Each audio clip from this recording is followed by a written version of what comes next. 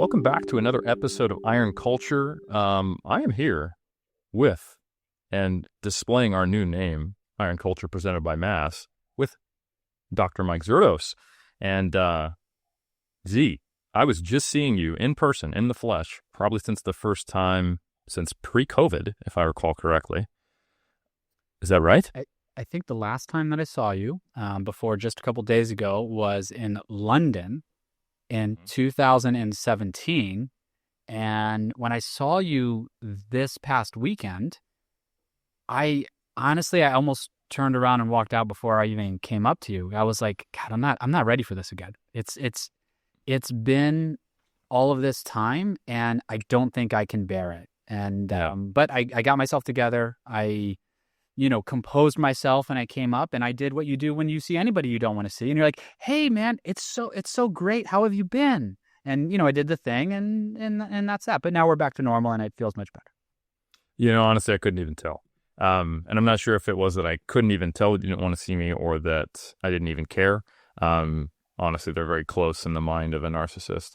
But I think the exposure therapy we have on seeing each other online is probably a good thing, that if we're going to see each other once every 8 years, we should be able to overcome that PTSD from the last time we saw one another. We did. We persevered. We got through. Fortunately, there were also 2 other Mass members there. And if you're good at doing the math like us, that would make all 4 Mass members. And we were able to spend time with them. So I think Trex and Lauren were able to provide a little bit of a buffer between the 2 of us. Also, I've lost a significant amount of Mass, even though I write for Mass, since the last time I saw you. So I wouldn't have stood a chance if Lauren and Trex weren't providing that buffer in case any physical combat arose. But we did actually end up having a fantastic time at the Sports Nutrition Association conference.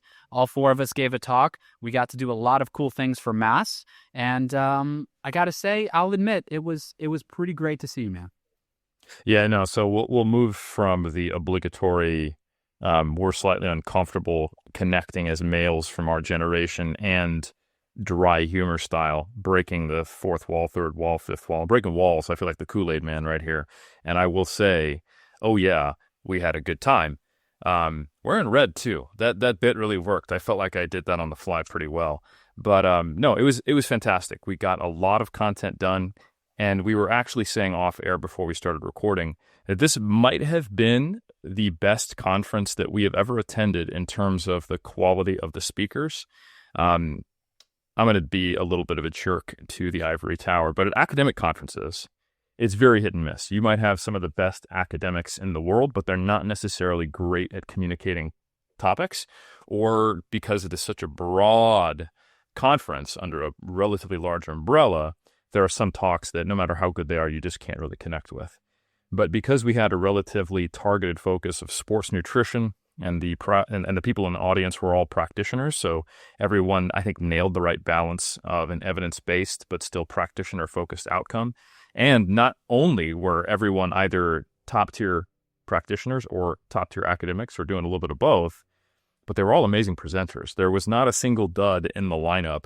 And I think the vibe was one that I really appreciated as well. And it was great to see you. It was great I've never met Lauren in person before, so that was also pretty cool. So anyway, it was a great time. And what a better way to welcome us back into our normal kind of online world, because typically you get that post-conference blues if it went well, than to talk about every day maxing out. Now, Dr. Z, I want to say it might have been a decade ago when you first published, it wasn't your first time doing it, but you first published a little-known case series that was specifically on daily 1RM back squats. And that was something that was pretty wild even at that time. I would say maybe it's a little less wild these days now that we've been exploring the dark depths of high volume, high frequency, and, high load training and close proximities to failure. And there's a pretty consistent pushback that you get when some of these pretty nutty protocols come out in the research. The people in the practical world are like, what? You can't do that. So back then, though, it was almost just kind of like cognitive dissonance times 10. Like people just couldn't handle the idea of this. And I think in many ways, it almost seems to fly in the face of the rest of the research we were doing at the time on autoregulation, elements of periodization. And it's like, yeah, you can autoregulate, you can periodize, but how about just every day you lift the heaviest weight physically possible, and then no matter what happens, you're going to do that tomorrow, and then the next day, and then the next day, and then the next day, and then the next day, and guess what? You're going to be really strong, and that's what everyone should do in all cases all the time. That last part, probably not accurate, but just the protocol success, even in a small sample size of 3 in that case series, I found very intriguing, and it led to a lot of, I would say, challenging conversations that led to people thinking probably better about training. So today, that is the backdrop. I'm going to pass it over to you because this has been something that you have done probably more than anyone else who isn't on the Bulgarian weightlifting team or maybe on, part of the old school John Bros team. I know you've done this many times. You conducted the research, and we are also joined by 2 fabulous guests who've been carrying the torch forward. But I will let you, Dr. Zourdos, kind of introduce them and also this concept as we jump into this episode of Iron Culture presented by Mass. I appreciate that, and I appreciate the opportunity here because for the first time, I'm going to be the one 324 episodes in to let our guests know that this is a time where they keep patiently waiting and we keep talking amongst ourselves, and we'll get to them eventually. So I appreciate that, Eric. I'm continuing on with the brand of Iron Culture and how we really do things here. So another 20. Yeah, well, sorry. One other thing I need to say to extend the time period before they actually get to join us. For those who are new to Iron Culture presented by Mass, we are presented by Mass. And if you would like to support the show, make sure you give us a like. Make sure if you really, really want to support us, you leave a 5-star or a thumbs up. And if you really, really, really, really, really, really want to support us, man, we would appreciate it if you consider checking out massresearchreview.com. A lot of great content there. And if you add one more really to however many reallys I said about wanting to support us, you may want to become a subscriber because we actually did review this recent study, and we even have a video on the topic of daily one-arm training by Dr. Zourdos. And importantly, what we do is we make sure that our guests feel so neglected that we create this almost Stockholm-like syndrome that by the time we're done talking and they get to talk, they feel like it's a privilege rather than us have wasted their time. So back to you, Dr. Zourdos. I'll let you take it from here. Fantastic lead-in, Eric. And so as I take it from here, I want to actually take us back. And I'm going to take us back to a different time. It's going to be 2012, which is, maybe the Facebook era of kind of lifting weights on the internet. And I'm still really in that time. That's my time of social media and correspondence. But in this time, that's when I was competing a lot in powerlifting. And I was a PhD student at the time, and I was getting into conducting my dissertation. And, I competed in the USAPL Florida State Championships. And although I did win my weight class, now this was a different time when someone like me was actually able to put up the numbers he was putting up and be competitive in powerlifting, albeit he was weak. These numbers would put me in probably 15th place in some local competition. But nonetheless, I went only 1 for 3 on squat that day. Matt Gary would have been super disappointed in me. I did not uphold the standard. And I got back from that powerlifting meet, and I had for years been watching these videos, as you mentioned, Eric, of Bros Nose Gym in Las Vegas, of these individuals max squatting every day. And I was fascinated with it, but I really couldn't rectify it with what I was learning about training and what I was studying in these periodization concepts and rest and recovery and so forth. But I was so fixated on this, and I became so frustrated with what was going on. And as a alumni of the Smolov-based mesocycle and intense mesocycle many times, I decided what could be even more difficult than that. So after I only went 1 for 3 on the squat, that night I went to my garage gym and I max squatted again. I texted the only other guy on the team, the powerlifting team at Florida State, that I knew would indulge me. He met me the next day, and we continued to max squat every day. I squatted 441 pounds or 200 kilos at that meet. 49 days later, after max squatting every single day and performing 5 sets of volume, I squatted 495 pounds or 5 plates on the bar. And so I was elated with this progress. Over the years, I continued to utilize this protocol for the next 3-4 years, trained for Raw Nationals later that summer, did that, trained for the Arnold when I competed at the Arnold, and I max squatted every day leading up to that, got a 500-pound plus squat at that competition, and then conducted the case series that you talked about, Eric, which was a 3-person case series in which individuals max squatted 36 out of the 37 day, or 35 out of the 37 days, and we published that in 2016. But after that, I had some back injuries, and now I'm an old man who competes in another discipline that we won't talk about that's not lifting weights. It's not for this show. But it was kind of crickets. It was quiet on the daily 1RM training setting. There had been some other papers, one that was a biceps paper that came in the literature, then some other papers that came out looking at, we see some I saw flexing already, and some other papers looking at some modified daily 1RM training. But all kidding aside, I was fascinated with this, and in a very serious note, I found that the protocol worked extraordinarily well. There were some drawbacks. I always had trouble coming off of a cycle, meaning after I'm finished with a 30-day stint, or even the longest stint I did was over 100 days, and I started doing it twice a day. And after I finished that, I had trouble. How do I manage the volume after this? How long do I go back to this? And there's so much that I want to get into with this today is, would we actually recommend this? How miserable do you feel when you're doing it? Is it something you should do all the time? And we'll get into that. So this statement just saying it works isn't saying I would always recommend it. It's just saying that it tended to work. So there was crickets until, Eric, a magical day not too long ago, where I was looking through our journal sweep and I saw a paper that was looking like it was named something related to daily 1RM training, this time in the bench press. I said, it can't be. I clicked on. I looked. Oh my God, it is. It is. It is. I have to review this. I think I said in our group chat to Mass, I feel like I have to do this one. I read the paper. I immediately fired off an email to one of the individuals here with us today. And I said, for no other reason other than just to say, this is amazing. I am so excited to read the paper. So with that said, we have 2 of the individuals involved in that study here. We have Kaylee Chism, a student at Samford University. And we have the one and only, don't think we don't hear things, Dr. Biceps on the show with us today. Right?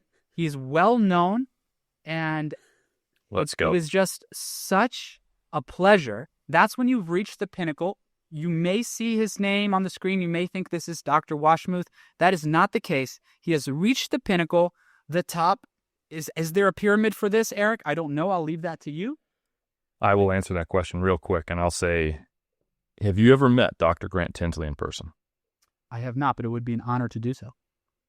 And I'll tell you, I don't know whether or not Dr. Washmuth or Dr. Grant Tinsley has the best arms and best biceps in academia, but I know it'd be close after seeing that shot. If you're listening to us on typical podcast feeds and you're not watching on YouTube, you missed out.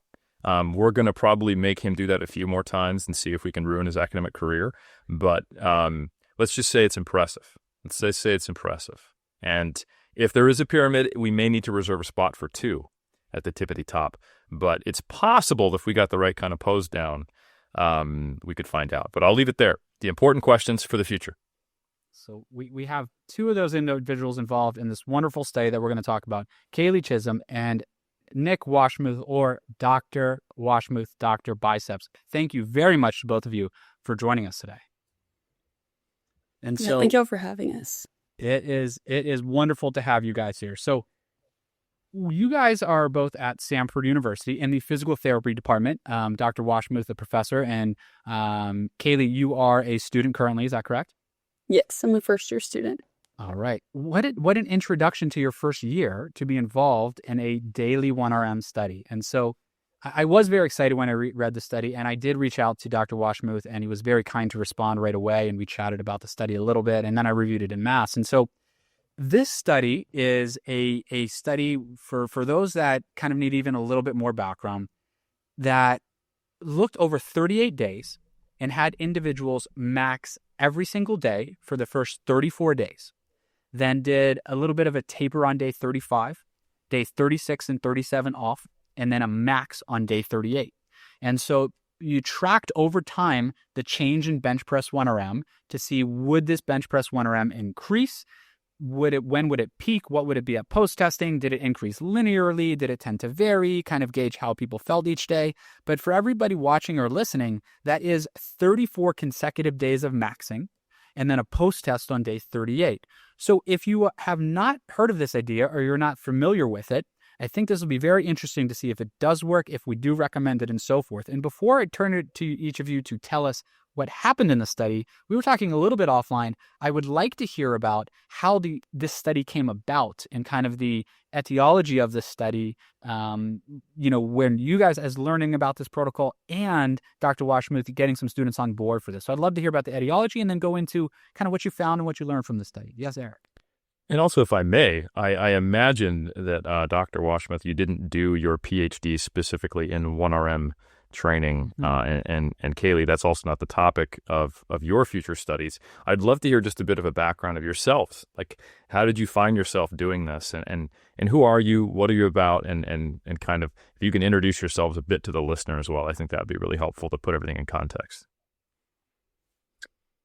Yeah, yes, absolutely. Mike and Eric, appreciate you having us on here. This is an incredible honor.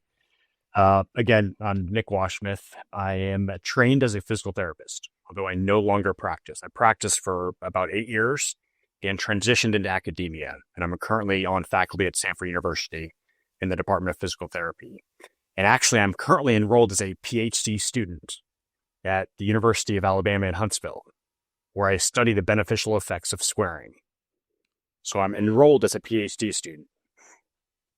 And my research agenda is basically focused on learning more about and challenging some of these categorical understandings that I have been led to believe that are not always true. For example, lifting. I'm trained as a PT. Lifting with your back is supposedly bad. Lifting with legs is good. Dissect the literature. Sometimes lifting with your back is very beneficial. Let's look at the CrossFit community. Let's look at high rep deadlifts for time.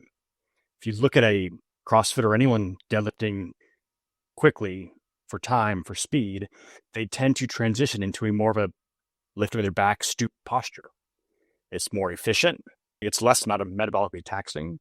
So there's certain qualities where lifting with your back may be beneficial.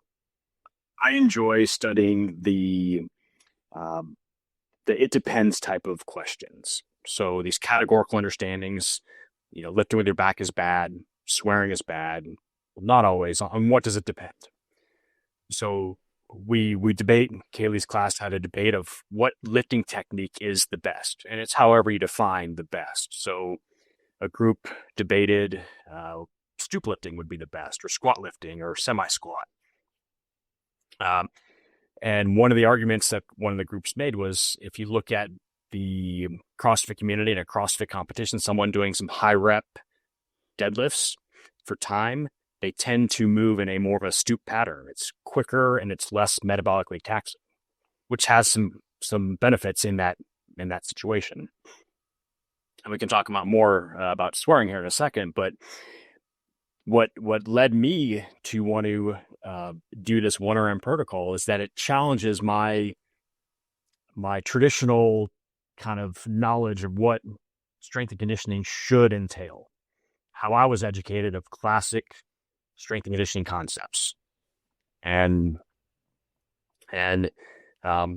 before I get further, let me let Kaylee introduce herself and talk about her role in this protocol in this study. I'm Kaylee. I'm a first-year PT student at Stanford University, and I have been lifting for like 2 years, and mainly for strength, but bench was specifically like the one thing I actually enjoyed doing. I don't really care to squat or deadlift. But so Dr. Washmuth sent a Teams message to our whole cohort and was like, I've been doing this for a few years. Do you guys want to do it with me? And then we were like, oh, that sounds cool. And since I'd started school, I guess like 4 or 5 months before, my bench had like significantly dropped, like a lot of weight, like 15 pounds, but that's a lot for like what I was lifting. And so I was like, that sounds fun. And if it works, then maybe I'll get to hit like a lifetime goal. So that's kind of how we all got started, was Dr. Washmuth bringing it to us and introducing us to the fun that it is. Amazing. 2 very important questions. 1, Kaylee, what was the lifetime goal, and what are you benching these days? My lifetime goal is 185. I did not hit it. I hit 170, which was close. But now I haven't maxed actually since the study, but I'm working with 135. So Hey, you got a skillet on there. That's what's up, though. So that's very impressive. That's awesome. Second, extremely important question. Doctor, soon to be double doctor Nick Washmuth, aka Double Doctor Biceps.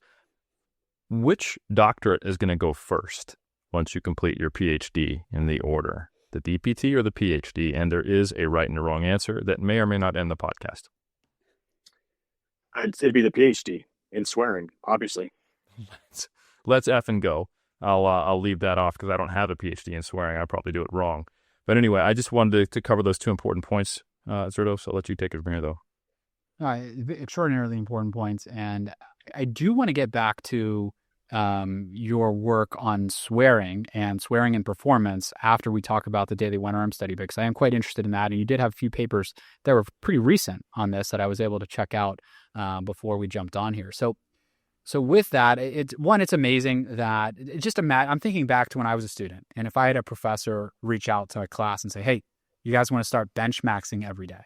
Like, I was asking these kinds of questions. I went to a small school, did an exercise science major, and it was really an athletic training kind of department. And so I'd be taking notes in ex-phys class. This is, you had to write down then, it was back 2003, 2004, exactly. And I'd be asking questions, and all that was on the internet at the time was like Westside Barbell. And so I'd be looking at Westside Barbell, reading Louis' old articles, and I'd be asking stuff like, well, if I were to front squat 10 sets of 2 with bands, and the person teaching the class, he was a great guy, but I remember he said to me verbatim, he said, why don't we just keep those questions for after class?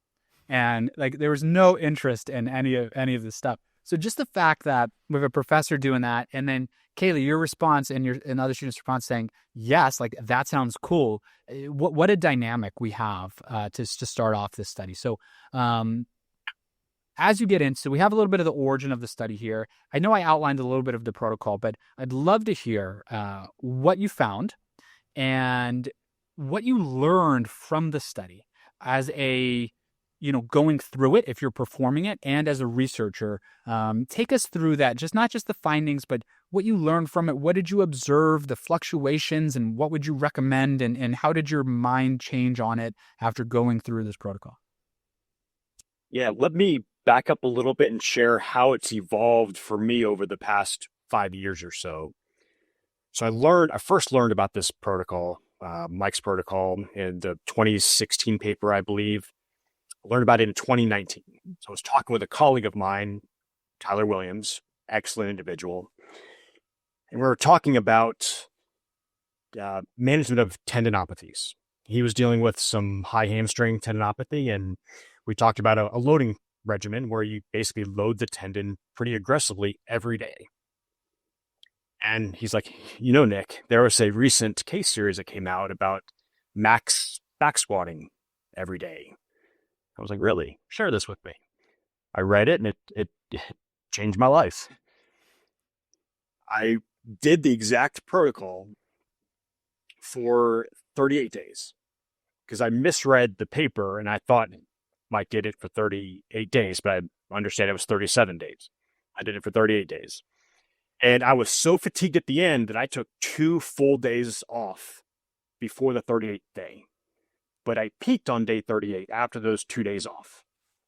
So I followed that same 2 days off before a final peak day, if you will, every other time I've done this. So that's how I encourage the the 7 participants in our current bench press study. So that's how it kind of evolved. But I first did the program in 2020, and I saw a 16% increase in my bench press. Next year, I did it for the shoulder press, 19% improvement. Back to bench press, 12% improvement. And barbell curl, bicep curl, magical year that was. 26% increase in bicep strength. And then I decided I need to share this and involve others. So that's when I sent an email out to Kaylee's class and it's like, who wants to do this with me? And I was hoping for 2 or 3 or 4 individuals. 7 students said, heck yeah, let's do it.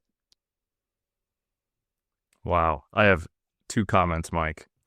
One, Eddie, Dr. Potato, if we can call him, with the theme of the current podcast. This is someone who none of you will know, and that's fine. He would be so vindicated by the fact that Nick took 2 days off completely, maybe had an actual experience of a taper, not just an on paper protocol written down taper, and actually also hit his highest number on the day of testing. I'm just going to throw that out there.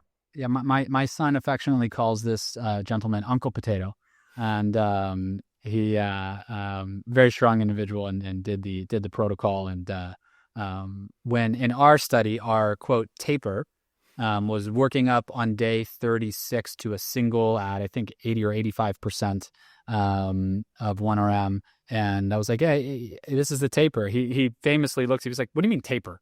It's like you didn't put a there's no taper. And I know you have a second point, Eric, but I'll get back. We had in peer review this month.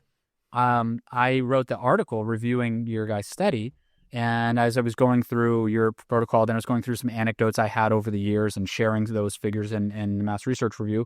And I wrote that it was difficult to tell if the taper I used worked. Because I squatted just about similar to my weekly average on the day that I had a meet. I did this leading into a meet. And Eric in peer review said, Mike, I don't think your taper worked. And I said, it's hard to tell. I said passive aggressively, it's hard to tell, Eric, that it worked because we don't have a comparison group. And he said, okay. But it's very interesting to hear in your study that you did take 2 full days off, and each time that you peaked that well. And I'm looking at the results of the study here, and I'm seeing many of the individuals peaked toward the end of the study, and some of the individuals did peak right at the end. So that's a more minor point of the study, but did you guys feel that 2 days completely off was an effective taper in this study? It felt weird not benching for 2 days, so I definitely felt more rested on day 38. But I think our day 38 was a competition of sorts because it was our 1RM competition in our cohort. So I don't know if nerves were higher, but I don't think any of us actually improved day 38. So I don't know if it was effective, but I did definitely feel more rested. Okay. Dr. Washmuth, in your own anecdotes, did you feel that 2-day taper was effective? I did, and that's why I kind of encourage the students to use that protocol just based on my experience. But obviously in the paper, they didn't see that same peak at the end. That 2 days rest was not as beneficial for the 7 participants as it was for me. Yeah, it's such a difficult thing to know when we have these studies, right? And you guys have a case series of 7 and we have a case series of 3. When you don't have a comparison group, you really just can't make a definitive conclusion, how this would be. And if there's, and how folks are fatiguing throughout, and perhaps it would be a longer taper that would be better, or perhaps even a shorter taper. I always really struggled with this because I felt I would keep the principles of the taper in mind, which were to somewhat maintain intensity, decrease volume, and maintain frequency. And so to Kaylee's point, I always felt weird if I had a day off. So doing this many times for many cycles, if I almost never missed a day, but I can think of 2 times throughout the years I did this where I was traveling and it just happened that this had to miss a day, or it would have. It traveled to a family event, and leaving immediately to squat would have caused some serious family issue that I debated in my head if I should just let that issue happen anyway. But I never felt great when I did miss a day. So it's really hard to know and hard to tell how you should taper and something like this. And so from that, what are the overarching thoughts from the study? Was there anything that after the study you came out of it thinking differently than either of you did before the start from your previous experience working with it?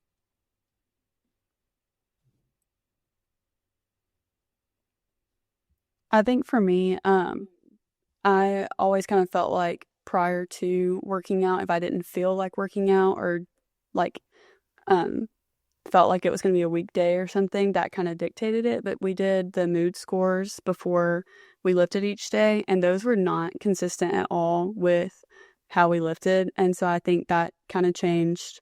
If I could just get to the gym and do it, then it would probably be better than what I was thinking it would be. Also, just the feeling of fatigue also really didn't dictate how well I performed that day, which is very different than what I previously thought. Yeah, very true. I would totally agree. Mood scores were all over the place and had no correlation with performance. How fatigue I felt had no correlation. But what did, I think, although we didn't measure this, it's just anecdotally, what after my warm-up sets, I could tell you what was going to happen that session. But I could have felt fatigued going into it, but after those warm-up sets, I could tell you, hey, this is going to be a good day, or hey, I don't have it today. That was pretty consistent throughout the program.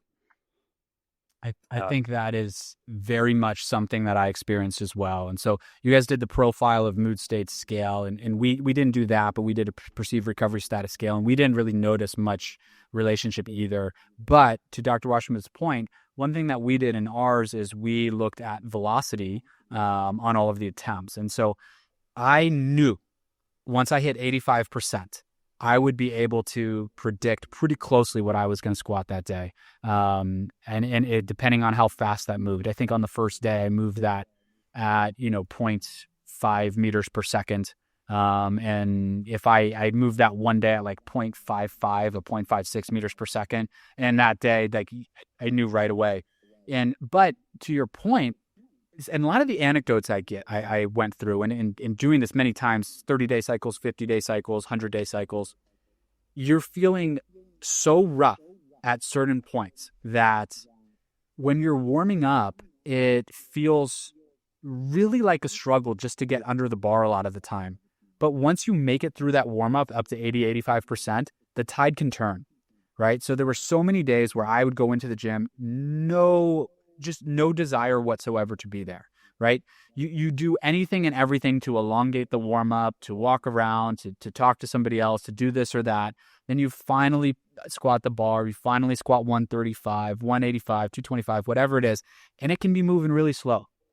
But for me, my in pounds, my 85% being, or 80% being somewhere in the low 400s.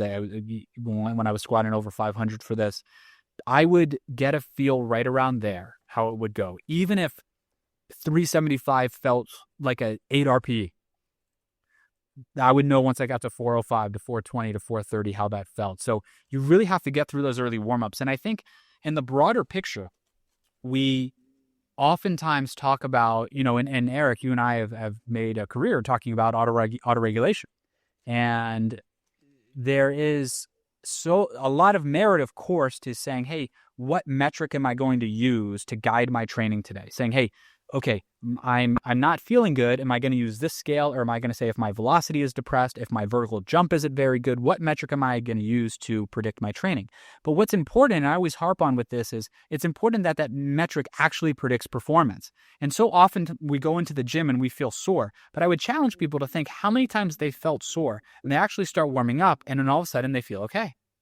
Right? You go for a walk around the block, you get the blood flowing a little bit, the soreness goes away, and you can perform. Or maybe you didn't feel great before a game or a competition of some sort that you've had, and then you got into the middle of it and you felt fine. And so certainly you can feel so rough where you're not going to perform well that day. But when you do a protocol like this, a lot of it is predicated on still showing up and doing the work, even on the days that you just don't feel like you can move and you can't do well. And that kind of brings me into what iteration of this do we think is the way to go? And what I mean by that is, so we have daily 1RM training, but in your study, I think I noted from my review that at least every participant missed at least one day, some more than others, but everybody didn't perform every day of the protocol. And so with that, I have some questions that I've been dying to talk to people about that have had this experience over the years, which is, do we really think that the 1RM training has to be done every single day? Would doing it just a couple times per week work? Actually, let's start there. Then there's a volume question. But let's stop there and say, when we say daily 1RM training, does it have to be every day? There is data from the famous Dr. Pack that has looked at doing this just a couple times a week. Do you all think that doing a couple times a week would be sufficient? Or do you think that actually putting in the work every single day is necessary to get this rate of progress?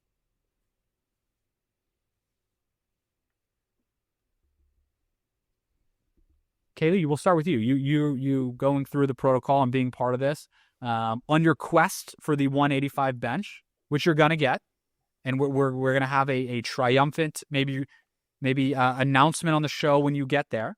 So, what would you say going through this? If you miss days, did you feel that those hurt you when you missed those days, or do you feel if you were to go back and do it again a couple times a week would get the job done? Yeah, I actually had the worst adherence rate of all of us. I was the one that missed 7 days. So, but honestly, my shoulder did start hurting really bad. So that is another thing, is like, it is tough to do it every day.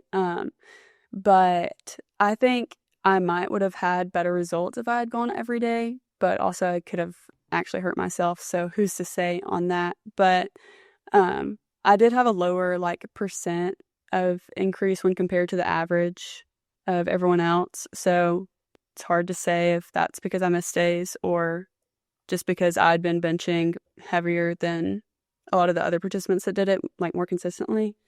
I do think for if you could do it for 30 to 35 days, that you would get better results just based off of the case series you did and then ours too. Yeah, a modified version, I think, can also be effective. Is it more effective? I question that. Just anecdotally, how we felt, the idea of going in there every day to frequent heavy lifting, going back and doing it again. If your goal is to get as strong as you can in 38 days, 37 days, would a modified program be effective? Absolutely. More effective? I don't know. I question that. I would lean towards the daily heavy lifting, 1RM every single day. Yeah, I would tend to agree with that. But anytime, it goes back to what we said a few minutes ago. Anytime you're doing a case series or you're doing observational work, you just can't know, and I just don't have empirical data. So I always stop short of my bias is to say every day, right? That's the protocol. That's what we all do, and it's just awesome. To go in and do that every day and to know what that feels like. And I think mentally making it through it, especially depending on the exercise you're using with it, is quite a big deal. I do know one brave soul, a certain Ben Esgro, who has done this on the deadlift. We used to train every day. At the time, it wasn't Skype or Zoom. We used an app called Tango. So we would Tango together while I would max squat and he would max deadlift. And he did that for over 30 days with some good success. I might add doing that. But it's hard to know for sure what protocol is better. But to Dr. Washmuth's point, I would go so far to say that I do think maxing a few times a week can be effective, provide a meaningful increase, whether that's a greater or a smaller increase than it would be every day, I'm not sure. But perhaps for those that are newer to this, that is a good place to start, is to say, hey, I am doing this periodized program. I'm starting to get up into a frequency of 2, maybe even 3 times per week on a main lift.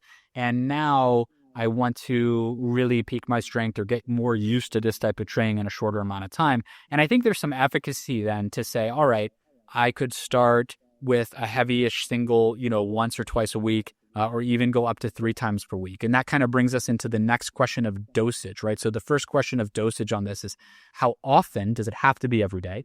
The second question of dosage is to what intensity. What I mean by that, because intensity is broadly defined, is if we think in the construct of RP and RAR, does it have to be an actual max? Could it be a 9 RP or a 9.5 RP?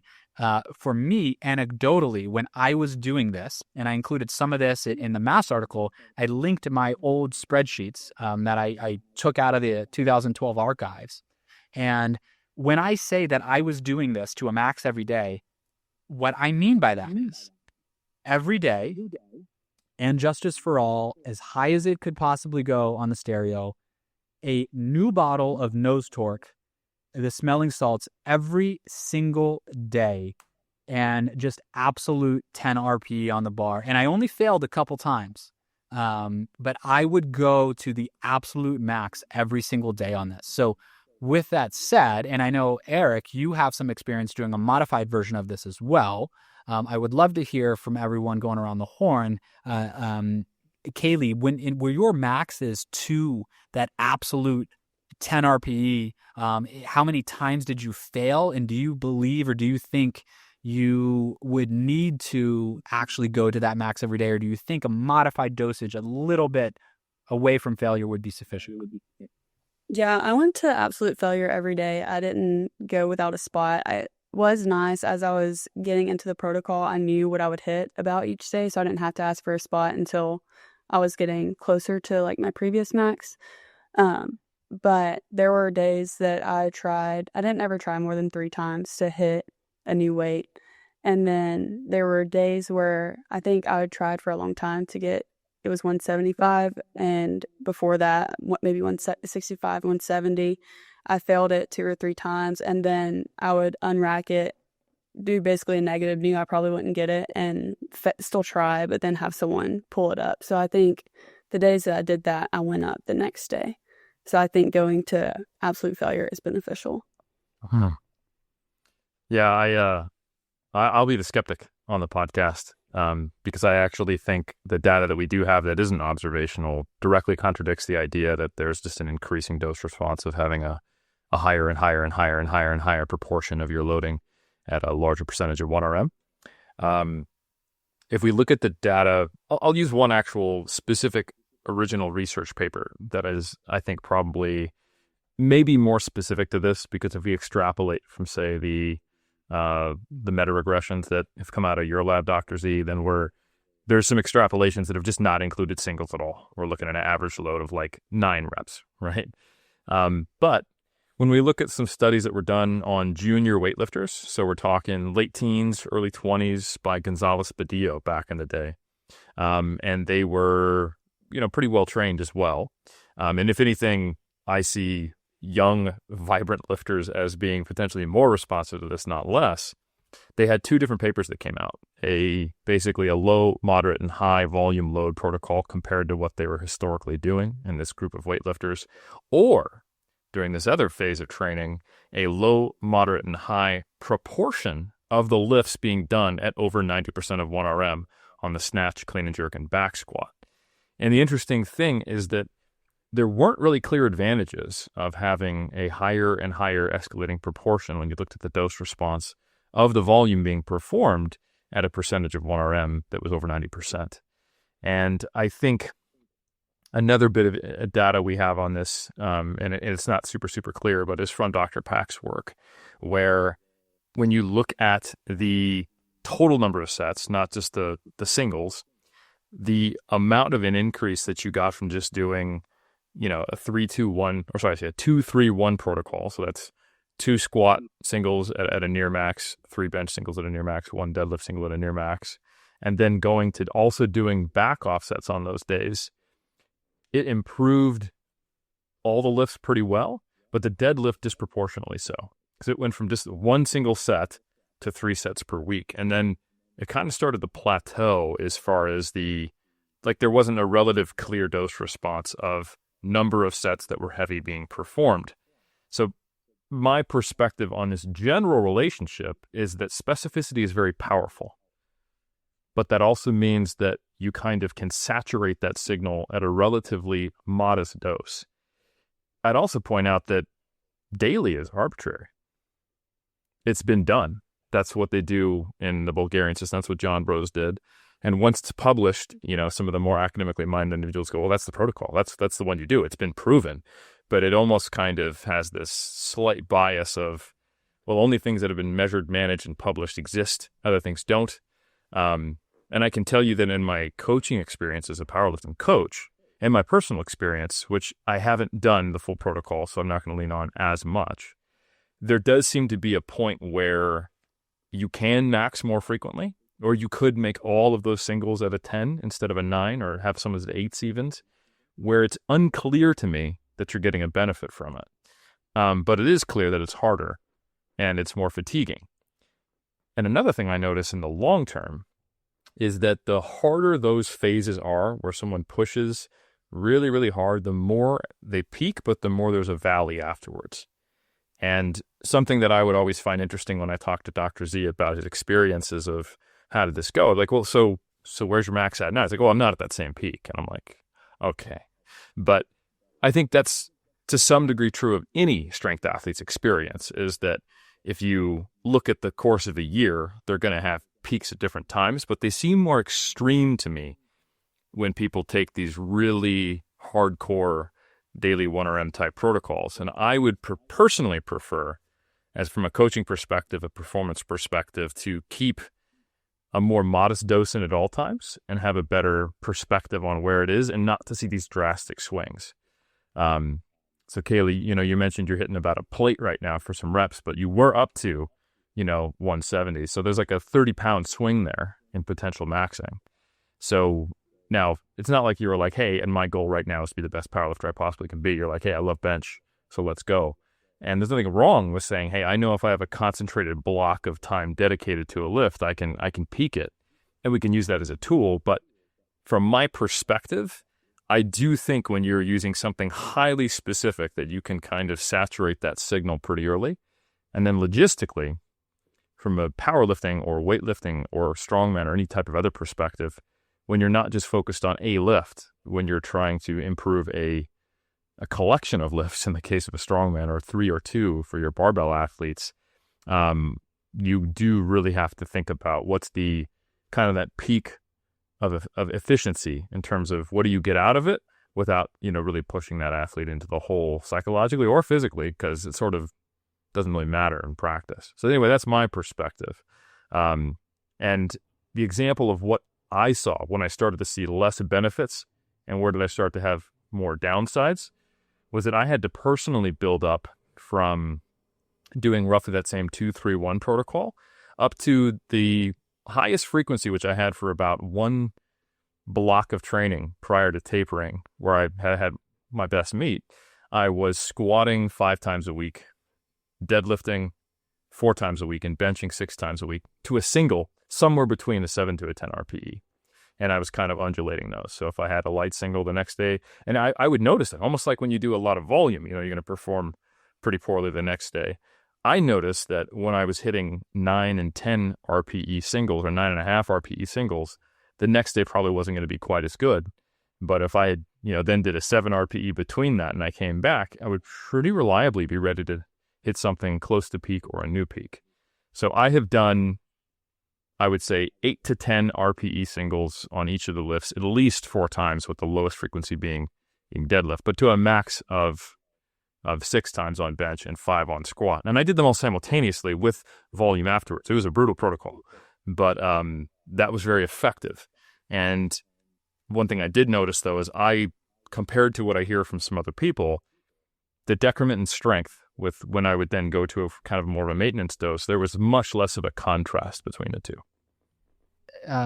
So all I heard is somebody that just doesn't want to work that hard, taking it easy, that's really, I don't know about you guys. Eric, on that, when you were doing that, what was the length of time that you did that for? Yeah, so this was all part of a 16-week build-up into a meet. So I started with much more volume focus and that 2-3-1 protocol with a lot of bodybuilding work afterwards, but more specific to, I would say, a hypertrophy-oriented program for powerlifting. And I did this in like four 4-week blocks. So it was like 4, 4, 4. Each time I increase the frequency and increase the RPE on the singles.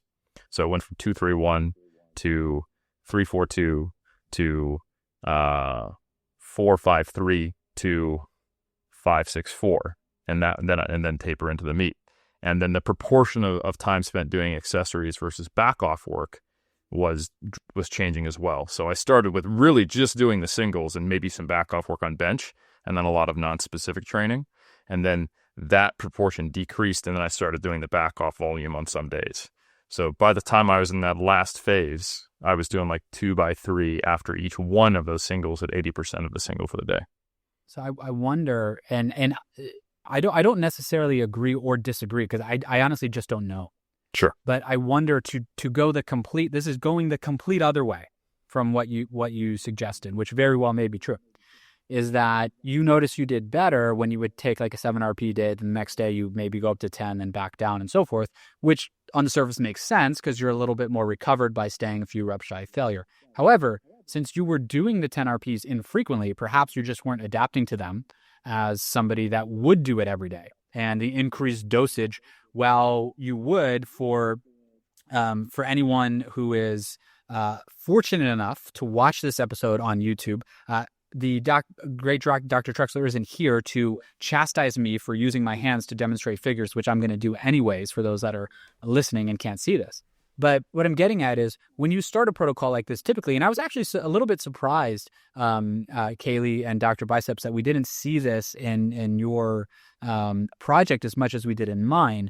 But typically, every time I've started a protocol like this, I've always seen a drop off right away, right? A valley immediately. And it takes me about a week to get back. So I think that the time I started, one time I started with about a 220 kilo squat, and I dropped down maybe to about 205 or 210 the next few days a week. And then about a week, I got back to baseline and then peaked up about 230, 235 after that, 500, 507, 512, whatever those numbers are. And kind of went up from there. And then it would be peaks and valleys. But I felt that performing the max every day is what made me adjust to it enough and adapt to it enough where I was able to keep doing it. Whereas if I wouldn't have done it so frequently, perhaps a single max would have beat me up considerably, and I would have had a valley every time after I hit a peak or a PR or something like that. I'm not saying that's definitely the case. Again, this is all observational data. So Dr. Helms may absolutely be correct on that. But it's just interesting to note in the dosage. Nick, I'd like to get your take on that. And then the third component of this is volume, after I know Dr. Helms was chime in here. Yeah, the one fair-ish comparison I have is actually bench press, because all the way back in 2018, before I did this kind of integrated approach, I was doing basically a powerlifting protocol that was a little more traditional for squat and deadlift, so not hitting that kind of frequency, and I specialized on bench. And what I did was 5 to 6 days a week. I did volume bench for a block, and then I had a block for 4 weeks where I maxed out every day, every training day. So it was 5 to 6 days a week, and the only difference was my schedule. There are some weeks I couldn't train 6 times.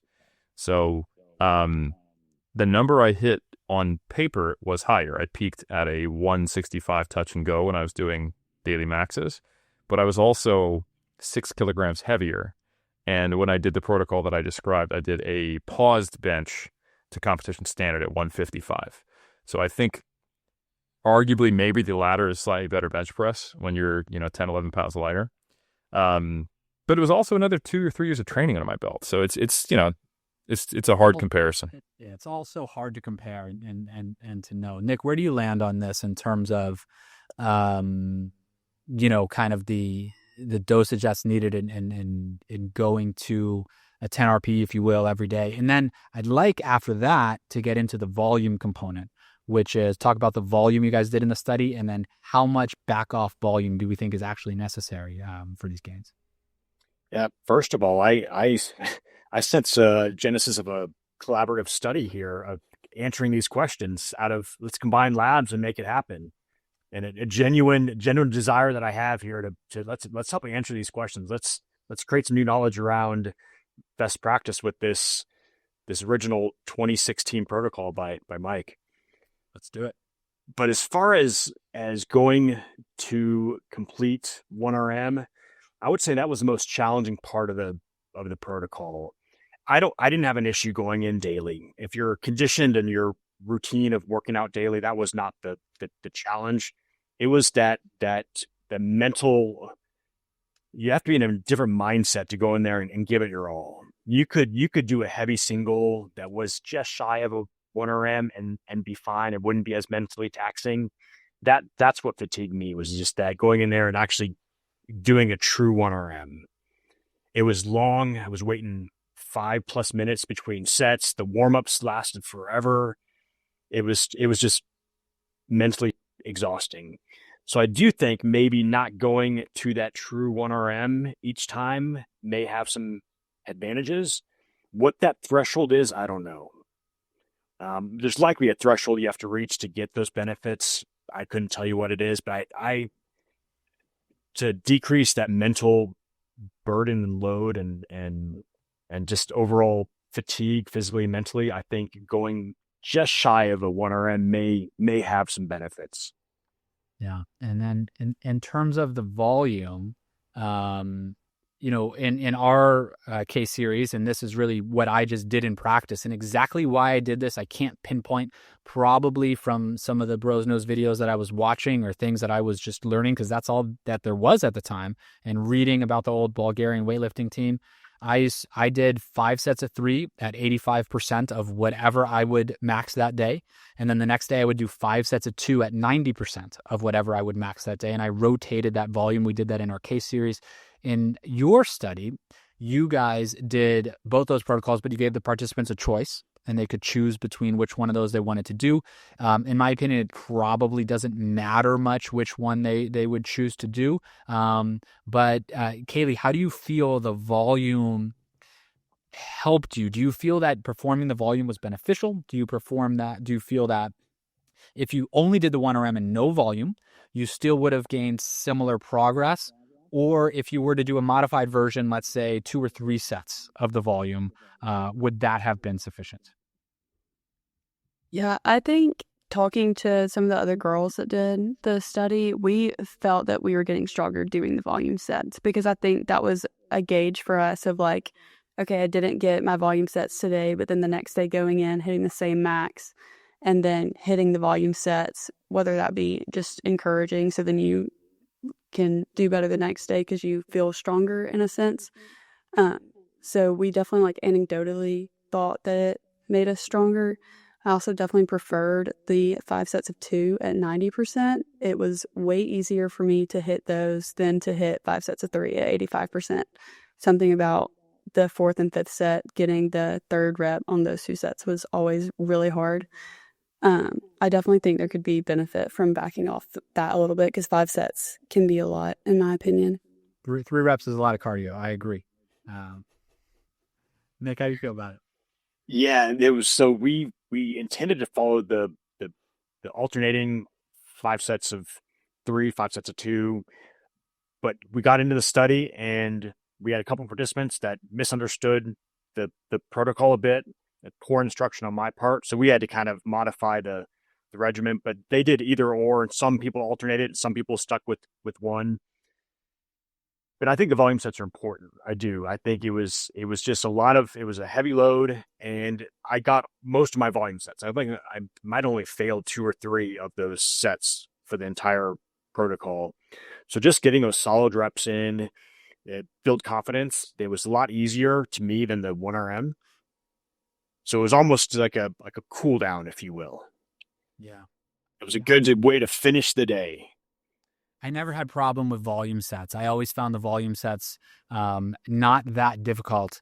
The only issue, so what I would also do a lot, I couldn't do this in the research, but in just when I'm doing it myself, I would often, if you set a PR, I remember I set a PR one day. I think it was the first time I hit 520, and I wanted to double 495, 5 plates, when working in pounds. And so I did. I took like 15 minutes and I just got more smelling salts and I doubled 495. And so like the 85 or 90% of that would have been less. It wouldn't have been like that much. And I would think I then backed off and did a few more sets after that. So I was able to do fun things like that anecdotally. But I agree, the volume sets weren't that difficult. And I felt confident in doing them usually. And to your point, Nick, the sessions would take a long time. Especially if you're kind of with other people in training as well, which I did a lot of these sessions by myself. Although the first time I did it, I did do it with other people, and I would start training at night, which was atypical for me, but I was on the Florida State powerlifting team at the time. I would start about 6:00, and those sessions wouldn't finish till after 9. And that brings me to kind of another point of, well, I want to talk about in a moment how to train the other lifts during this time, because I think it's really important. We're talking about, the one thing I'll always say about this is when I max squatted and my squat went up 40, 50, 60 pounds in these cycles, that was really good for my squat 1RM, but not necessarily for quite literally anything else I was attempting to accomplish in life at the time. But as long as my squat 1RM went up, my happiness went up. There was a pretty linear relationship in those days, so it was okay. But to the volume point, before we get to the other lifts, Eric, we've been talking about the data from the aforementioned Dr. Pack, and in the 3-2-1 study where he had, a couple times, 2 to 3 times a week, squat and bench press 1RMs or near 1RMs, and he had some back off volume. If I'm just looking at the numbers here, the individuals that did volume on average gained 6.5% on their squat. The individuals that just did the near maxes in Pack's study gained only about 3% on their squat. For the bench press, 6% on their bench press with maxing plus volume, and a shade under 2% only on their bench press. And for deadlift, there was a 6% difference, 7% increase with deadlift max and volume, and only a 1% increase with only the deadlift max. The one caveat I'll give to that is, let's say on the deadlift, we talked about this, they're only maxing once per week.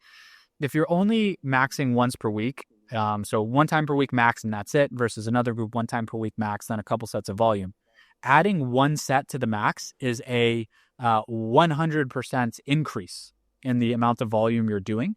So I do think that in that case, it's not a direct comparison to what we're talking about here, because adding 1 set when you're only doing 1 set is a much more meaningful change than if you're maxing every day and adding a little bit of volume, or adding 5 sets of volume compared to adding 3 sets of volume. Nonetheless, Pack's data, Eric, suggests that the volume is important. There is data from Dankel et al.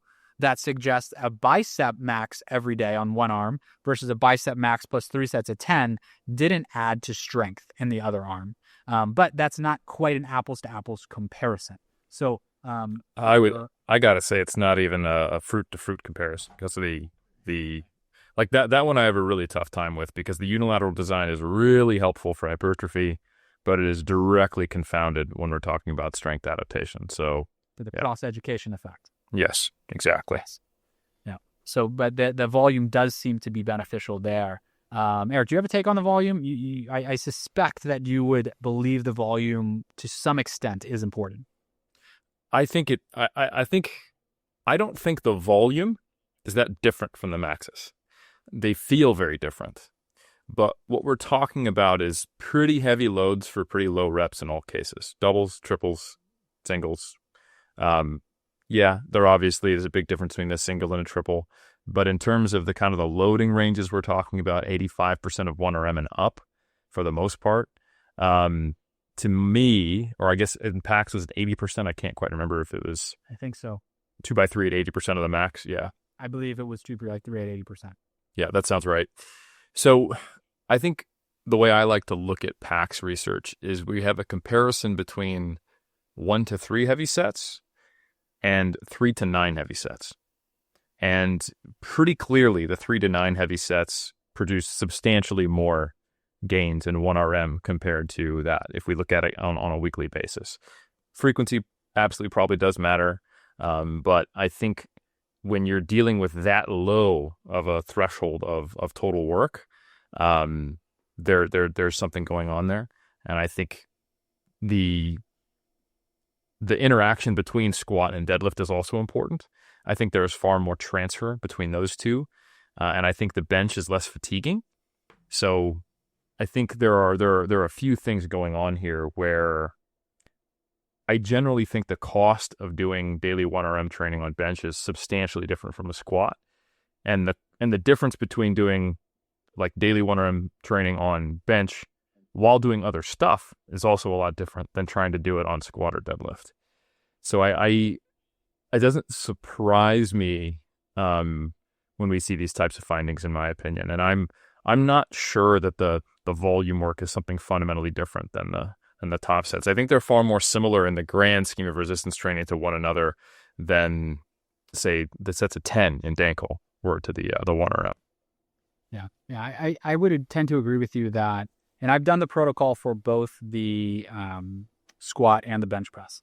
That the squat was extraordinarily more difficult, especially I would get the biggest welts and open wounds on my back, and just continually putting the bar over. They would have no time to scab over because I had to go back to the gym, and your shirt is just bleeding, constantly, and that sort of thing. And you just have to keep doing it and keep lifting. And the people are constantly asking you if you're okay, but then by day 36, they're just like, it's just let Mike do his thing. It's whatever. Just leave him alone. We don't think it's good for his health, but he's fine. He seems to believe in it. And so I do think there's a greater cost there. But the one other aspect we've touched on here that I want to get to is, how should you train the other exercises? Because let's say, obviously this is a very highly specific thing, right? So certainly if somebody that's doing this, whether they're a powerlifter or they're a weightlifter, or they just have taken up an interest in, I really want to peak strength on this exercise in this short amount of time, right? That's the goal of this.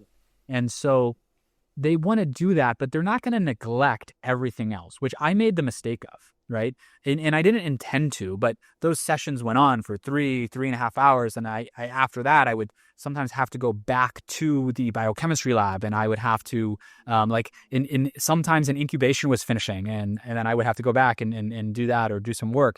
And so I just wouldn't have time to bench press, and my bench press drops like 60 pounds in this time because I just did 0 sets of bench pressing.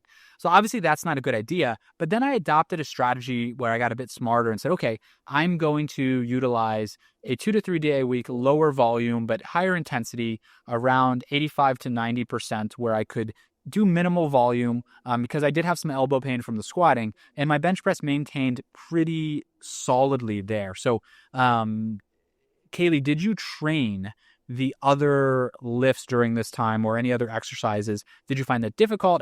What did you do for them, and how did you find your strength on that? And then same question to you, Dr. Washmuth. I kept hitting back and legs, but I do front squat, but also not very heavy.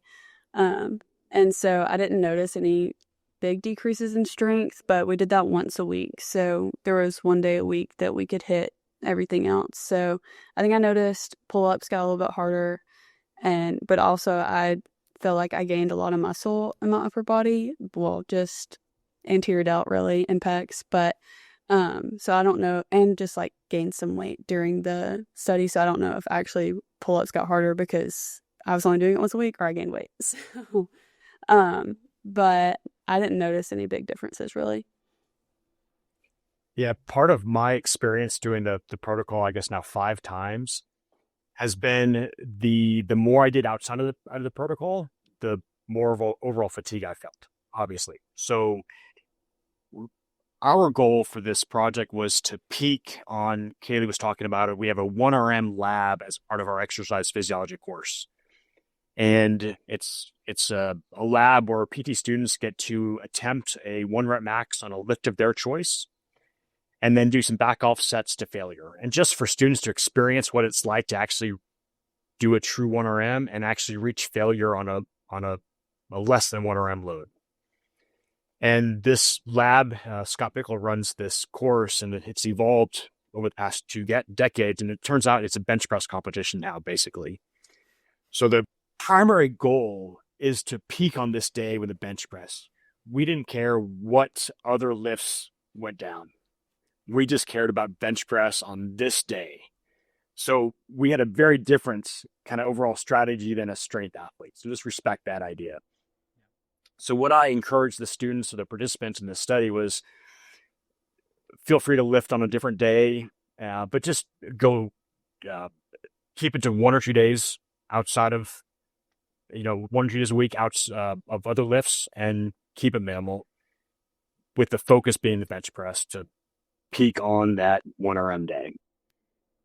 I don't see any way coming off of this podcast how the enrollment at Samford doesn't just go through the roof.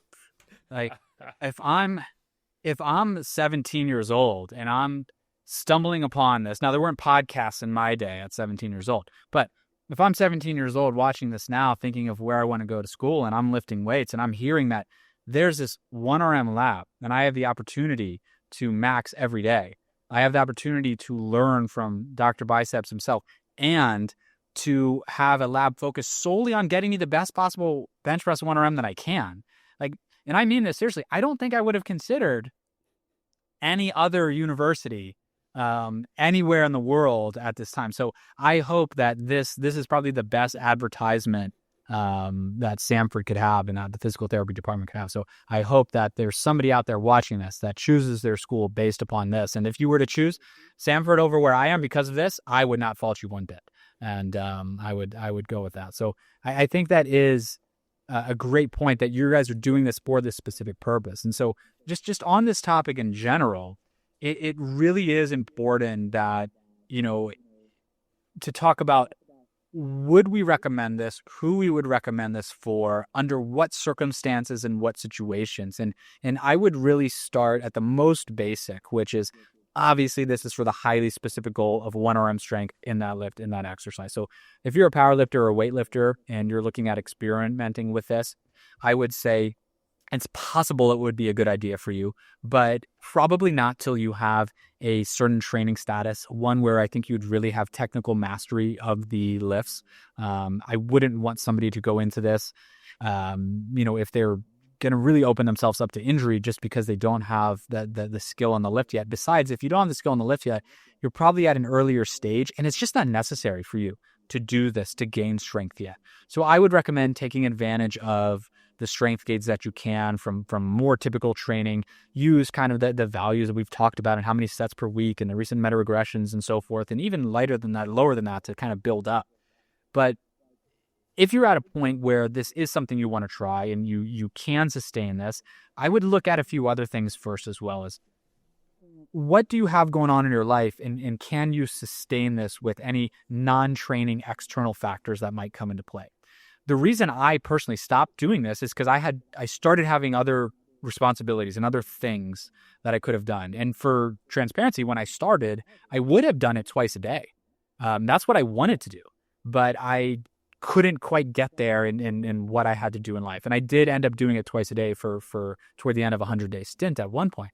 But what else do you have going on? Are you able to sleep enough? Are you able to eat enough? If you're going to be chronically underslept and you're not going to be able to eat enough, and you're going to be just getting slammed at work or slammed at school and constantly fatigued, it's probably not the time for you to try this protocol, right? I'd want you to go into this when you can really put your all into it. So I would suggest all of those other things in place, starting with a 30-day stint or so, perhaps even starting with a 2 or 3 day a week a la Dr. Pack study protocol, where you're getting the feel, working your way up to it. And then once you jump into this, you start doing it every day, and maybe you do it for about a month, or one of the protocols as in Nick and Kaylee's study, or in our study, very similar to that. And you're performing a few sets of volume back off each day, saying I'm going to go over to about a 9.5 RPE on the max. And if you want to start in the bench press, it's probably an easier route to go rather than starting on the squat. If you do embark on it on something like the squat, again, know what you're getting into. And Dr. Washmuth talked about this as well, which is just mentally, you're going to be going through it some days. And it's not just that you're so fatigued and you can't get to the gym. It's that you get to the gym and you feel terrible, but you have to keep that mindset where you still might hit a PR that day, because let me tell you, you might.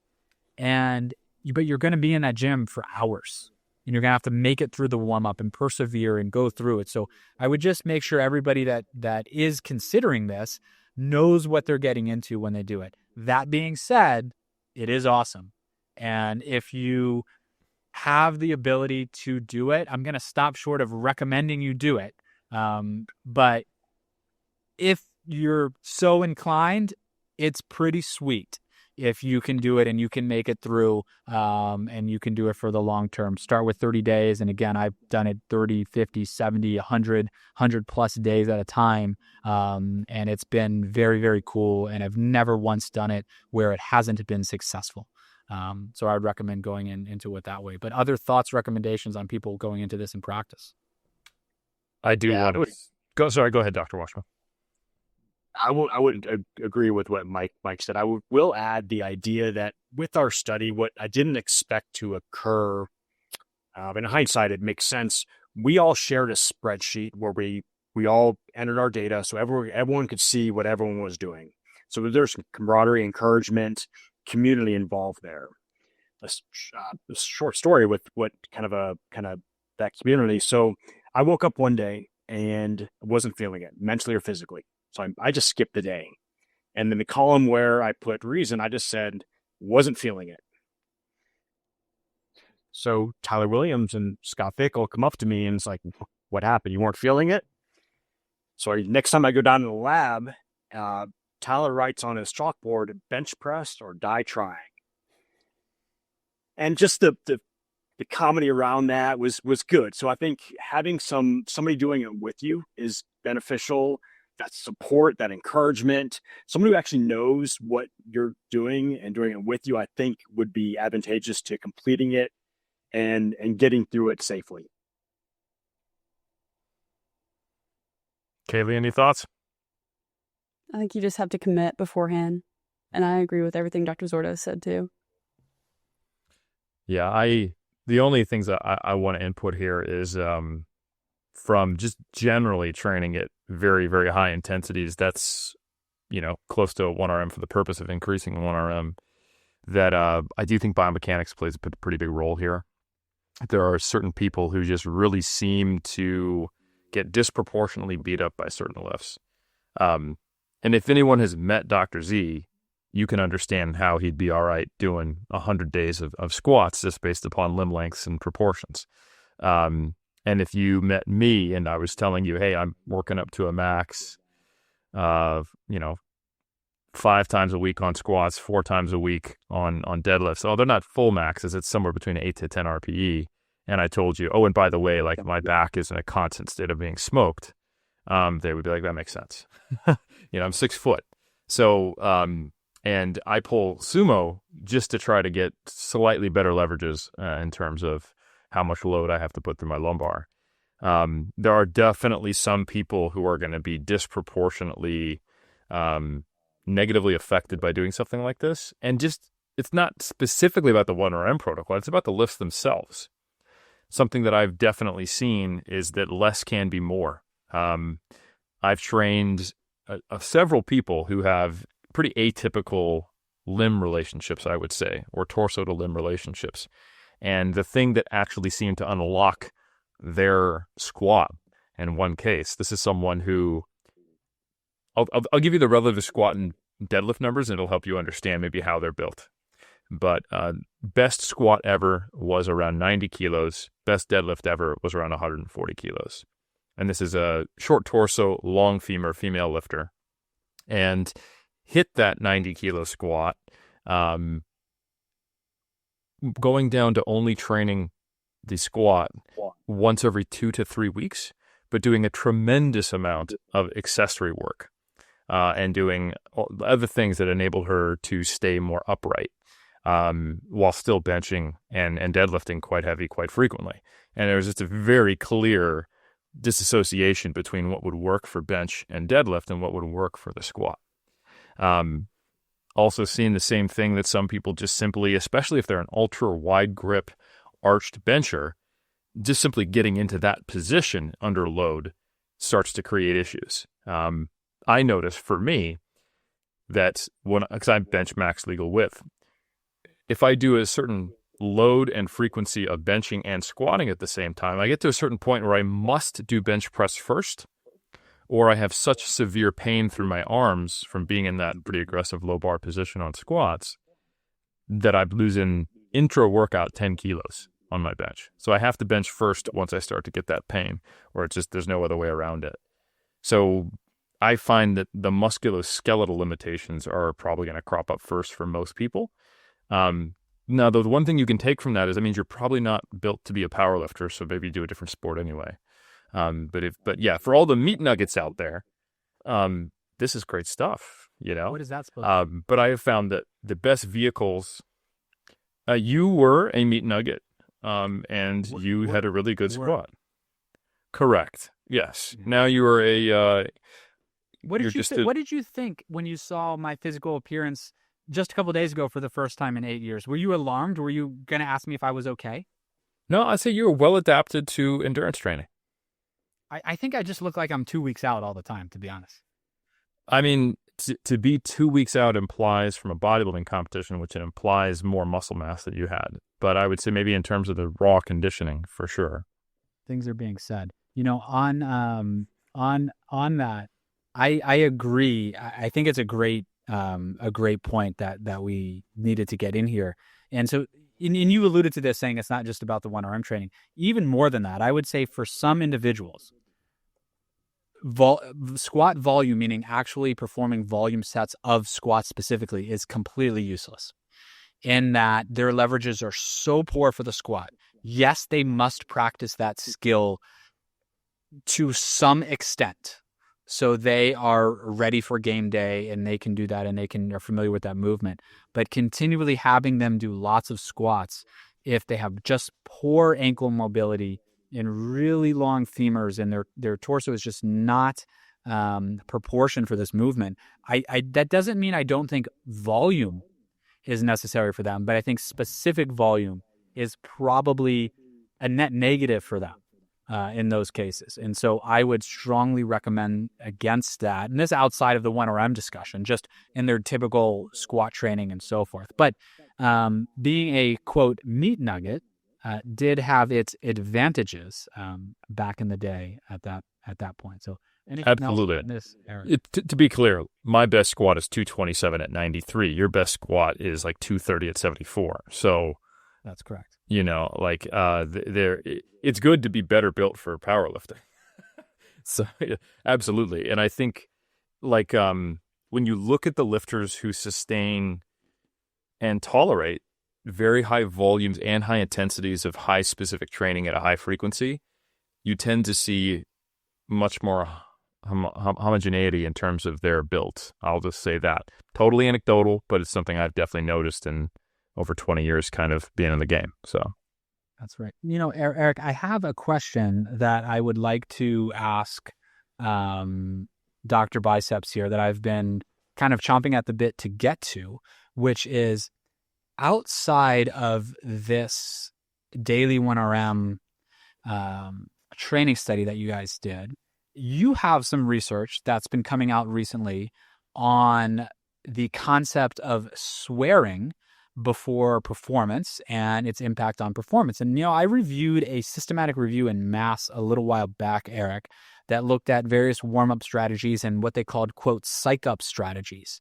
And so when I saw some of these papers, Nick, that you had come out, I thought it was very interesting. And I would love to hear a little bit about the kinds of words, and if you could be very explicit, that the listeners of the podcast need to say to improve their strength and size. If you have any kids around, just say earmuffs, and then you can say whatever you want. If you could take us through some of that research, Nick, I did find it quite intriguing. I'd love to hear about it. Absolutely. This is my passion. So let me share kind of how this idea evolved. So Richard Stevens is a psychology researcher in the UK. And this was probably 2006 or so. His wife was giving birth, painful, long birth, and she was swearing. And she and him were embarrassed, and the medical staff at the hospital were like, don't worry, it happens all the time. We hear more swearing than you would imagine during childbirth. And his research mind was like, there's something about swearing and pain. So he studied the effects of swearing on acute pain. So basically, he would have participants stick their hand in ice water, which was painful but not harmful, and while they repeated a swear word or a neutral word. And he found that participants could hold their hand in ice water longer while swearing. He also monitored some physiological responses too. So he found increased heart rate and skin conductance when the participants were swearing with their hand in the ice water. So his, again, psychology mind was like, okay, if there's let's say a fight or flight response, swearing may actually improve physical performance as well. So we tested that in the lab as well. So swearing improved grip strength and the performance in the Wingate cycling test. But the swearing group did not show increased physiological arousal compared to the neutral word condition. So he created this theory that swearing increases your state disinhibition. Essentially, swearing makes you less likely to hold back. So improves self-confidence, improves psychological flow, makes you more engaged in a task you're about to engage in. And he has repeated those studies again and again with other physical tasks. Some research coming out of Florida, Leah G9, looking at grip, looking at planks, push-ups, wall sits, a 90-90 L-sit position. Swearing improves your performance in all these physical tasks. We still don't know the mechanism by which swearing improves performance because the mediation analysis has not proven that disinhibition is, in fact, the mechanism by which swearing improves performance. But there is a reliable effect, at least in a lab setting. In a naturalistic environment, we don't know yet. But every study asks the participant to self-select their swear word. We all have different relationships with swearing. My favorite swear word may not be yours. So we asked the participants, what swear word would you use if you hit your head or stubbed your toe? And the protocol is repeat that swear word every second, out loud, with normal speech volume, every second for about 10 seconds before a lift. And you should see improved physical performance. The theory is it increases your state disinhibition. You're less likely to hold back. What would your swear word be, Eric? For me, I would probably be motherfucker. That's definitely, I would go full send. Take it easy. This is an academic discussion, Mike. We need to discuss the method specifically. I listened to the protocol from Dr. Washmuth. He said I got to choose one. I didn't yell. I kept it in a normal volume. I think I need to say it again in another minute, though. Is that 10 times. 10 times. This might be more useful for people who train at home. I would just put that out there. Being in a commercial, I mean, everyone wears headphones these days, so I think you can pretty much get away with almost anything in modern gyms. But if you're going to say certain commercial gyms of an older demographic, or especially if it's like a YMCA, I think this protocol might be a challenge in public. That's my first thought, actually. Yeah, so I may have misspoke there. Say it every second for 10 seconds prior to the lift. And we have a study coming out now where if you use inner monologue, so swearing in your head. So be on the lookout for that publication. But inner monologue appears to be effective as well. Wow. So when you are at Planet Fitness or in a competition that is frowned upon to use the word motherfucker, then you can repeat that word in your head, and it may still offer some benefit. Wow, there's a great scene in a classic movie called Demolition Man, where the main character, he is a police officer from the past who is unfrozen and brought into the future, and the future is a unique society, I'll say, where you are issued automatic fines if you swear. And they come from these little wall-mounted printed dispensers for fines if it catches you saying a swear word. It's also unique in that there are these magic 2 shells that you use when you go to the toilet that you're supposed to use to clean yourself after doing a number 2. And the lead character, of course, played by Sylvester Stallone, John Spartan, by the way. His name is John Spartan. Classic name, of course. John Spartan can't figure out how to use the 2 shells and has very little respect for this nanny state. So he simply goes up to one of these swear things and at a similar pace, once per second, just says like about 10 swear words. And then he takes his pieces of paper and he goes to the toilet. That's like what he does on a daily basis. And I can't help but wonder the similarity in protocols. Was Demolition Man part of an inspiring, or informative documentary that was helpful, Dr. Washmuth? Was that involved in this protocol at all? It was not, unfortunately, but that's that I like linking media and to science here. So the theory is that swearing increases your state disinhibition. So in theory, you should see the effect in other realms as well. So we're beginning to study swearing's effect on, let's say, public speaking, where a disinhibited state may be advantageous to conquering some public speaking anxiety, or let's say approaching someone for a potential romantic relationship. The shyness that could be effective. Manual dexterity. So we're kind of studying it in different realms to help support this theory.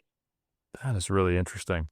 And I could again see the importance of having inner dialogue working just as effective in these situations, because if I'm awkwardly walking up to a woman looking awkward and she's like, oh my God, what is this guy doing? Am I safe? And I was to just walk up to her and start swearing before then asking her out, I suspect that probably wouldn't help my chances. I could also see I'm graduating. I'm the valedictorian. I'm very intelligent, but perhaps I'm not quite socially competent, and we have a hot mic situation. That might not be a good lead-in to, for 10 seconds, say swear words before then, giving an address to everyone's family as well as the graduates. So I think that inner monologue work will be important. The final question I have, though, is, do you think that the ability to have it verbalized and maybe even a higher volume is worth exploring? Because personally, it feels cathartic when I feel pain. This is a response, not a preload, so this is probably totally different. But if I stub my toe, I don't want to quietly say the swear word. I want to yell it out. And I feel like it makes me feel better after the fact. I feel like it reduces the pain and it's cathartic. I don't know. What's your hypothesis there, Dr. Washmuth?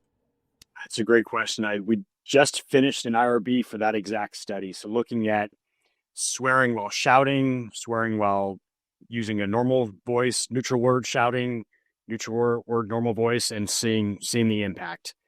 There appears to be a dose response with swearing.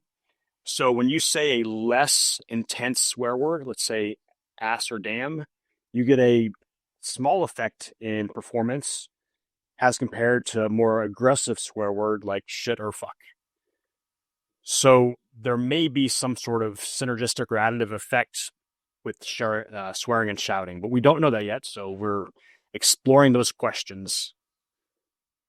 We're laughing a bit, but obviously this is a really cool area of research. And I mean that because I tend to like things that are very practical.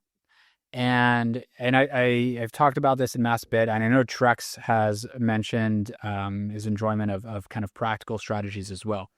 There's so many things out there, whether it's a supplement, whether it's this or that just is marginally effective, or it's cost prohibitive, or whatever it might be. And especially with the monologue research the internal monologue research has me interested as well. If something like this, certainly, okay, if you're in a public gym and you can't be yelling out swear words, okay. But otherwise, if there is a measurable effect on performance, it's something that you can do to improve performance. And if you think of any strategy in the warm-up or any psych-up strategy, or you think of self-talk or visualization, these types of things, those are strategies that we talk about using. This, while maybe through a slightly different mechanism, Dr. Washmuth can speak to that. It's certainly better than I can. I don't know.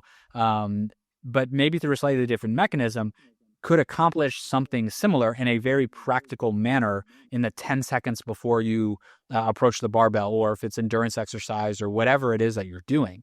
So if this tends to hold true, and then we have the other studies that you're looking at that compare the dose-response relationship, or the volume, or maybe the frequency or the timing or whatever it might be, that is a practical strategy to be able to improve performance. And in a world where I have conducted research myself and published various papers on warm-up strategies and written about it in mass as well, and in a world where I find the warm-up data to be extraordinarily underwhelming, I would, we all like talk about things like dynamic stretching. Well, that is not a consistent finding in the literature. I would do it, but it's not a consistent finding. So anything that I think you can add in there to be practical is intriguing. And if it's your natural response anyways, when something happens, to be like, oh, God damn it, right? That's my go-to, right? A little like smooth like that. Well, I'm just not as angry of a guy as you, Eric. That's absolutely not true. Yeah. Just think about the potential utility here. If you think back, I think it was the 2024 Olympics, the gold medal round for the 100-meter dash, 100-meter sprint.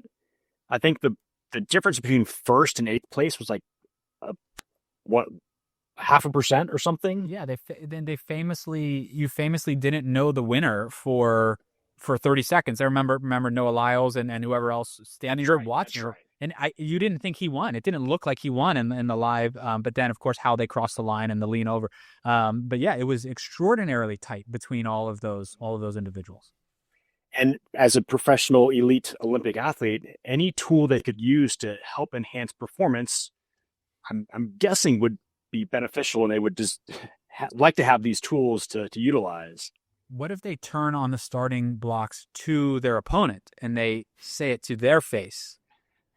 Would that have a greater effect for them, or potentially a harmful effect because it would just entice that person and motivate them even more? All great questions, and this is opening up more questions than answers. We're looking at the impact of verbal encouragement as well. So if you insert an expletive into verbal encouragement, is there an additive effect there? From verbal encouragement, so from another individual, you mean, right? So we do have a substantive amount of literature on external feedback, whether it's verbal encouragement, whether it's velocity feedback, verbal or visual, whatever it might be. And we do tend to see that pretty reliably improve performance as well. So an expletive from another individual with verbal encouragement, it's another layer to it, and perhaps another boost. So I'm seeing there potentially a control, a verbal encouragement, and then a verbal encouragement plus expletive kind of design. I've got to give a shout out to the now departed but longtime co-host of Iron Culture, Omar Isuf. He actually used this in a non-scientific setting to encourage healthy eating on his YouTube channel for the longest time. He would end all of his videos with "Eat your vegetables, eat your vegetables, eat your fucking vegetables." And I do wonder if some of the barriers to vegetable consumption in modern population is due to this potential inhibition effect, and if maybe it can even make vegetables more palatable. I think we could probably do some observational work to see if, say, people subscribe to Omar Isuf's channel during its most active period, and when he started implementing that outro, if there was an uptake potentially in vegetables. And I could see maybe even there being a collaboration between the American Dietetics Association as well as Dr. Washmuth and maybe even Iron Culture. So the Academy of Nutrition and Dietetics in 2025, and also didn't the great Omar, perhaps host emeritus, I don't know, also have didn't Omar have a background in Bulgarian style training as well? He did. He has done some daily 1RM work. So I believe he has. He's here in spirit. Always. What he did unknowingly likely was there's a data suggesting that information that is accompanied by a swear word is remembered more easily than information that is not accompanied by a swear word. Wow. So Mike Israel's doing a great job out there, is what you've just told me. And that makes sense when you think about things that are, when arousal is high, things are more immediately committed to long-term memory, right? You see a car crash, you see an accident. We know this from learning and memory research, right? You're going to take that in right away. Even being in a classroom, and the example that was always given to me when I was, taking neurophysiology courses, you see a professor's tie and it has like kind of a crazy pattern on it. you're going to kind of remember that. So it would make a lot of sense that a swear word would have the same effect. You would see that and commit that to long-term memory right away. Eric, Man, how are you feeling about what we covered today? I'm pretty well. I think the listeners know exactly what to do, and that is max out on every single lift. And I would say, even though it's just an IRB form, I'd say anecdotally, if you want to hedge your bets towards getting the most out of this, potentially for the 10 seconds. Actually, you know what? I want to go with our misinterpretation of what Dr. Washmuth said, just to make sure we saturate that dose response. For 10 minutes between sets and leading up to each one of your maxes that you do on every single exercise every single day, actually 2 times a day, which you did, Dr. Z, and observational research, again, saturate the dose.